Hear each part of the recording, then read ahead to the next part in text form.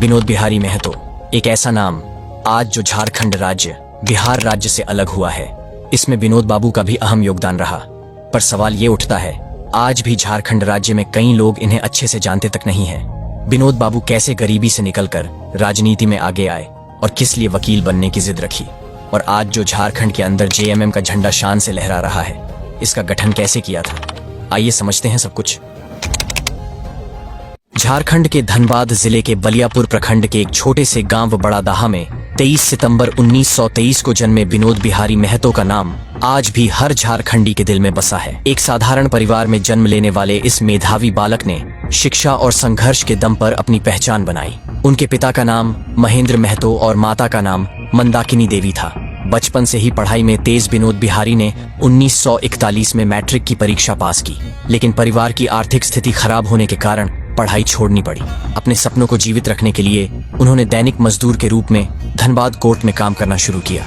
बाद में आपूर्ति विभाग में किरानी की नौकरी मिली। पर सवाल ये उठता है, जब उनके जीवन में अच्छा खासा नौकरी था तो उनके जीवन में ऐसा किया हुआ था जिसके कारण वकील बने और राजनीतिक में आगे आए। कभी कभी जीवन में एक शब्द, एक टिप्पणी इंसान की जिंदगी बदल सकती है। ऐसा ही कुछ हुआ झारखंड के महानायक विनोद बिहारी महतो के साथ। यह वो समय था जब विनोद बिहारी महतो आपूर्ति विभाग में किरानी की नौकरी कर रहे थे। एक दिन एक वकील ने उनकी काबिलियत पर कटाक्ष करते हुए कहा, तुम चाहे जितने भी होशियार बन जाओ लेकिन हमेशा किरानी ही रहोगे। ये बात विनोद बाबू के दिल को गहरे तक चुभ गई। इस अपमान ने उन्हें आहत किया, लेकिन उन्होंने इसे अपनी कमजोरी नहीं बनने दिया। उन्होंने उसी पल ठान लिया कि वह वकील बनकर दिखाएंगे और इस टिप्पणी का जवाब अपनी सफलता से देंगे। उन्होंने पटना विश्वविद्यालय से कानून की पढ़ाई पूरी की। यह आसान नहीं था, लेकिन उनके इरादे अडिग थे। लॉ की डिग्री हासिल करने के बाद उन्होंने धनबाद कोर्ट में प्रैक्टिस शुरू की और धीरे धीरे सिविल मामलों के एक बड़े वकील के रूप में पहचान बनाई। उनकी मेहनत और काबिलियत ने उन्हें ऊंचाइयों तक पहुंचाया। जब वो वकील बने तो वो सिंपल काम नहीं किए, बड़ा काम करने की चाह रखते हुए वो वैसे लोगों का केस लड़ते थे जिनके जमीन पर जबरदस्ती कब्जा किया करते थे। विनोद बाबू ऐसे लोगों का केस लड़ते थे और इसकी फीस पहले नहीं लेते थे, न ही डिमांड करते थे। जब वो केस जीतते थे, जमीन मालिक को उस जमीन के लाखों में पैसे मिलते थे, उसमें से विनोद बाबू को उसका हिस्सा मिलता था। लेकिन विनोद बाबू अपने रिक्वायरमेंट के हिसाब से अपने पास रखते थे और बाकी पैसे को स्कूल और कॉलेज में दान करते थे। विनोद बिहारी महतो ने अपने जीवन काल में कई स्कूल और कॉलेज स्थापित किए जो आज भी हजारों छात्रों के भविष्य को संवार रहे हैं। उनका उद्देश्य था हर झारखंडी को शिक्षित बनाना। उन्होंने न केवल शिक्षा के क्षेत्र में योगदान दिया, बल्कि झारखंड की संस्कृति और समाज को भी नई दिशा दी। वह हमेशा कहते थे, शिक्षा ही असली ताकत है।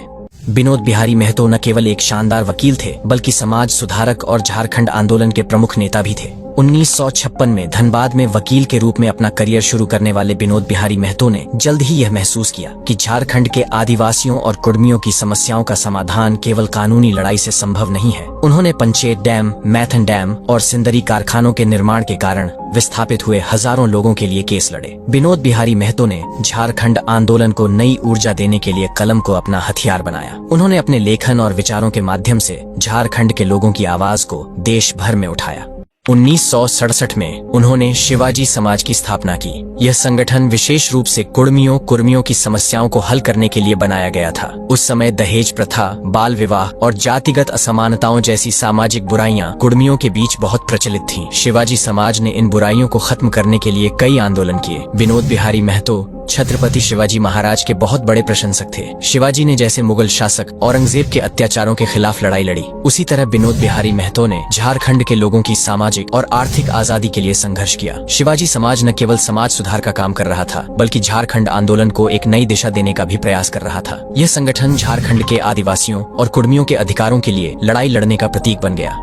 1952 का साल, यह वह दौर था जब स्वतंत्र भारत अपने लोकतांत्रिक ढांचे को स्थापित करने की कोशिश कर रहा था। इसी साल विनोद बिहारी महतो ने विकिपीडिया के अनुसार झरिया विधानसभा सीट से चुनाव लड़ा। यह उनका पहला राजनीतिक प्रयास था। हालांकि यह चुनाव वह हार गए, लेकिन यह हार उनके लिए एक सीख थी। उन्होंने महसूस किया कि सोशलिस्ट पार्टी आदिवासी, मूलवासी, मजदूरों और किसानों जैसे मुद्दों पर उतनी गंभीर नहीं थी जितनी होनी चाहिए थी। विनोद बिहारी महतो का झुकाव हमेशा मजदूरों, किसानों और दलित पिछड़े समाज की ओर था। उन्हें लगा कि इन वर्गों के अधिकारों के लिए लड़ने के लिए एक ठोस विचारधारा और पार्टी की जरूरत है। इस विचारधारा ने उन्हें भारतीय कम्युनिस्ट पार्टी CPI के करीब ला दिया। 1967 में भारतीय कम्युनिस्ट पार्टी में बड़ी फूट पड़ी। यह फूट विचारधाराओं और राजनीतिक रणनीतियों के अंतर के कारण हुई। सीपीआई का झुकाव कांग्रेस के साथ गठबंधन की ओर था, जबकि सीपीआईएम यानी मार्क्सवादी कम्युनिस्ट पार्टी इसे मजदूर और किसानों के अधिकारों के खिलाफ मानती थी। विनोद बिहारी महतो ने सीपीआई से हटकर सीपीआईएम का समर्थन किया। उन्होंने महसूस किया कि सीपीआईएम की क्रांतिकारी सोच झारखंड के आदिवासी, दलित और पिछड़ी जातियों के अधिकारों के लिए बेहतर लड़ाई लड़ सकती है।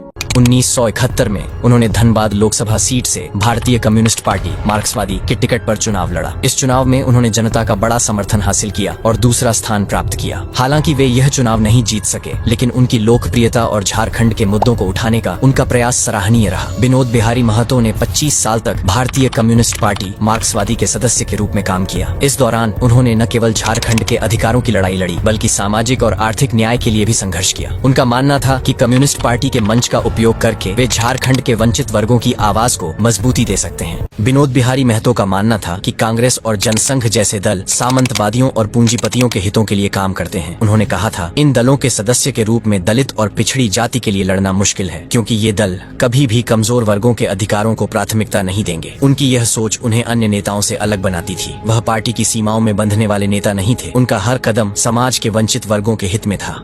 1970 का दशक झारखंड के इतिहास में बदलाव का दौर था। आदिवासी और मूलवासी समुदाय लगातार शोषण का शिकार हो रहे थे। कोयला खदानों और खनिज संसाधनों पर बाहरी लोगों का कब्जा था, जबकि स्थानीय लोगों को हाशिए पर धकेला जा रहा था। ऐसे में विनोद बिहारी महतो ने झारखंड आंदोलन को नया आयाम देने की ठानी। 1972 में विनोद बिहारी महतो ने शिबू सोरेन और A.K. राय के साथ मिलकर झारखंड मुक्ति मोर्चा की स्थापना की, लेकिन इस मोर्चे का दिल और दिमाग विनोद बिहारी महतो ही थे। उन्हें झारखंड मुक्ति मोर्चा का संस्थापक अध्यक्ष बनाया गया। महतो का नेतृत्व साफ था, झारखंड के संसाधनों पर झारखंडियों का हक होगा। उन्होंने शिक्षा, रोजगार और जमीन के मुद्दे को प्रमुखता से उठाया।